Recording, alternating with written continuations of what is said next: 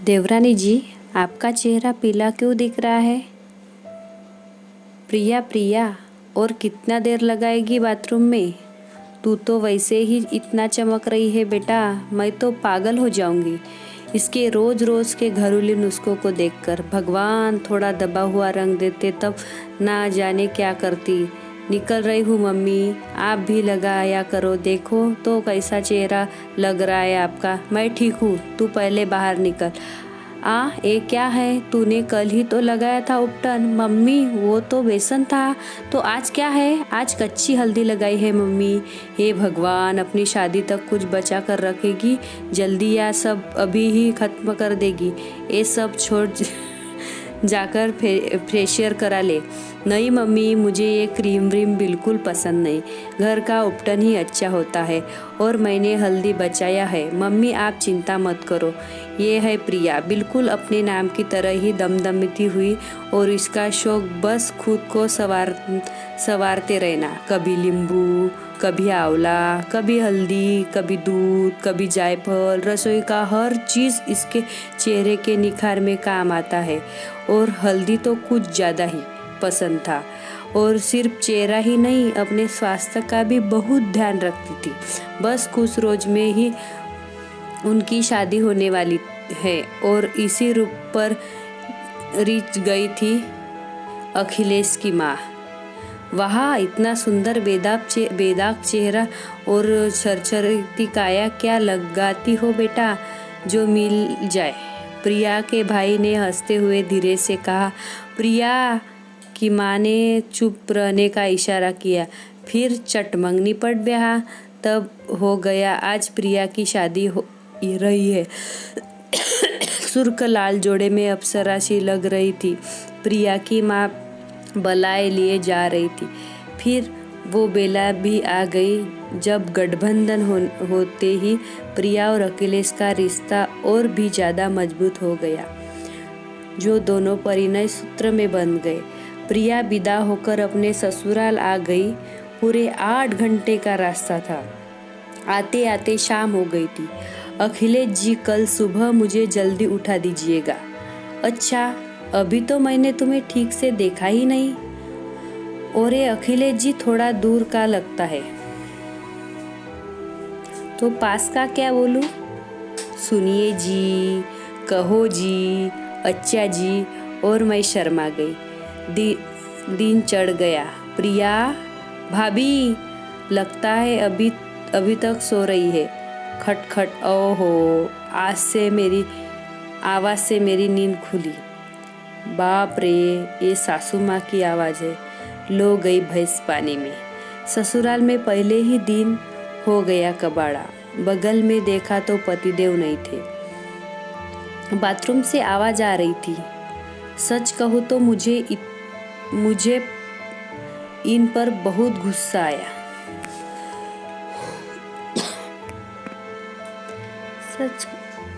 सच कहूँ तो मुझे इन पर बहुत गुस्सा आया।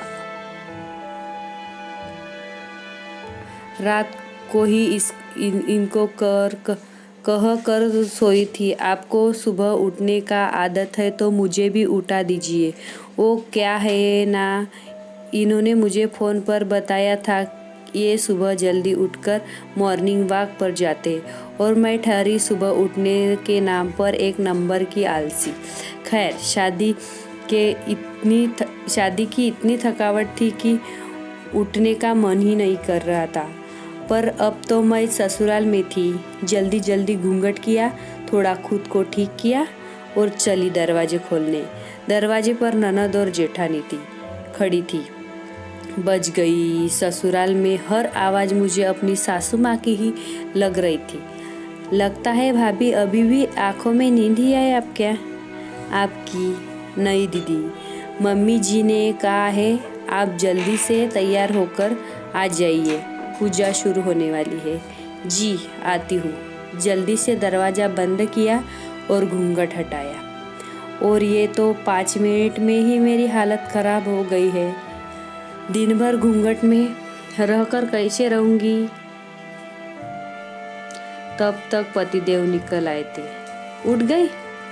तुम सोते हुए बड़ी प्यारी लग रही थी, इसीलिए मुझसे उठाया नहीं गया। ओहो, मेरे पतिदेव तो पूरी ट्रेनिंग कर चुके थे रूठी पत्नी को मनाने की। अब तो मेरा गुस्सा कानून काफूर हो गया। मैं जल्दी जल्दी नहाने चली गई, साथ में लाई हुई पीसी हल्दी भी। ससुराल में तो मुझे और भी ज़्यादा खूबसूरत दिखना था। वैसे भी देर पर देर हुए जा रहा था। नहाकर एक सुंदर सी गुलाबी रंग की शिफॉन साड़ी और हल्का सा मेकअप करके तैयार हो गई। अरे बहू, पूजा में बैठना है, कोई पीली साड़ी पहन लेती, शुभ होता है। जी मम्मी जी। उफ, बड़ी मुश्किल से तो साड़ी पहनी थी। फिर से मुझे तो दिन में तारे नजर आ गए। बहरहाल जैसे तैसे तैयार होकर मैं निकली। आसपास की बहुत सी बड़ी बुजुर्ग आई हुई थी। सबकी नजरें मेरी ही तरफ थी।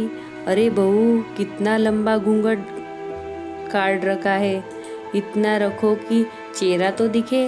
हाय, बहू तो बड़ी चांद सी लाई हो अखिलेश की माँ। देखो तो कैसे जगमग कर रही है, पीली साड़ी में पूरी मिल गई है। हाँ, मेरा बेटा कम है क्या? उसके टक्कर की ही तो लाई थी। ओहो, प्यारी सासू माँ अपने बेटे की तारीफ करना कहीं नहीं भूलती। ये क्या है देवरानी जी, आपका चेहरा पीला क्यों दिख रहा है? ये सब तुम्हारे देवर के प्यार का असर है ज्योति। सबका लाल होता है और नई बहू का पीला हो गया है। रिश्ते की भाभी ने कहा। हाँ हाँ, सब हंसने लगे। मेरा चेहरा पीला किसी तरह कुछ बहाना करके मैं कमरे में गई। देखा तो सही में मेरा चेहरा तो पीला दिख रहा था और हल्की हल्की जलन भी हो रही थी। पर कैसे हो? ओहो, ज़्यादा निखार के चक्कर में हल्दी और शहद के फेस पैक को जल्दी मैं ठीक से मुंह धोना नहीं और धुआ नहीं और वो चेहरा पर ही रह गया। ओ मम्मी, बहू जी मम्मी जी, क्या हुआ बेटा? बड़ी बहू कह रही थी, मैंने थोड़ा मुंह को छुपा लिया। वो कुछ नहीं मम्मी जी, बस थोड़ा सा। अब मुझसे छुपाएगी बेटा? अपनी माँ को नहीं बताती क्या समधन जी? नहीं, समधन जी ने मुझे बता दिया था तुम्हें घरेलू नुस्खे का कितना शौक है और तुम अपने प्यारे से चेहरे और अपनी हेल्थ के लिए कुछ ना कुछ प्रयोग करती रहती हो। पर तुम वैसे ही बहुत सुंदर हो बेटा। कभी कभी अति बुरी होती है। ये लो, इसे चेहरे पर लगा लो, आराम मिलेगा। ये क्या है मम्मी जी? हंसते हुए। अरे बहू, थोड़ा बहुत तो मैं भी अपने चेहरे का ध्यान रखती हूँ। एलोवेरा और गुलाब जल का पेस्ट को बर्फ के रूप में जमाया हुआ है। ओहो प्यारी मम्मी जी, मन तो किया उनको गले लगा लो, पर थोड़ी हिचक हो रही थी। तब तक उन्होंने ही मुझे प्यार से गले लगा लिया। इतना तो मुझे संतोष हो गया था। मुझे बहुत अच्छा परिवार और ससुराल मिला है।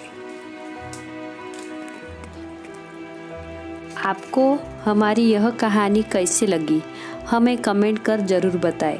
अगर आपको यह कहानी पसंद आई तो वीडियो को लाइक करें, चैनल पर नए हो तो चैनल को सब्सक्राइब करें। Thank you.